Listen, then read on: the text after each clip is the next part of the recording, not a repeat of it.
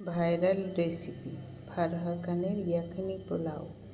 এর জন্য কুকারে গোটা গরম মশলা, তেজপাতা, পেঁয়াজ কুচি, আদা রসুন কাঁচা লঙ্কা বাটা দিয়ে মশলাটি একটু ভেজে নেব।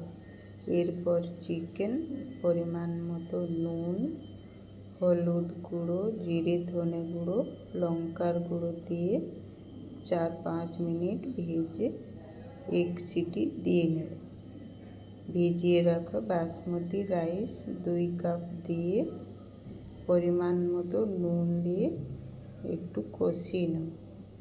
এরপর 2টো আলু, 1 কাপ টক দই, 1 কাপ জল দিয়ে ফেটিয়ে কুকারের মধ্যে দিয়ে টোটাল 3 কাপ জল দিয়ে ঢাকা দিয়ে মিডিয়াম আঁচে 2 সিটি দিয়ে নেব।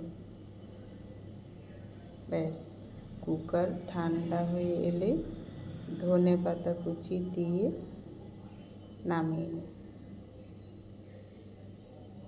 খুব সহজেই ভাইরাল রেসিপি ফারহা খানের ইয়াখনি পোলাও রেডি। খেতে অসাধারণ টেস্ট, একবার বানিয়ে দেখো।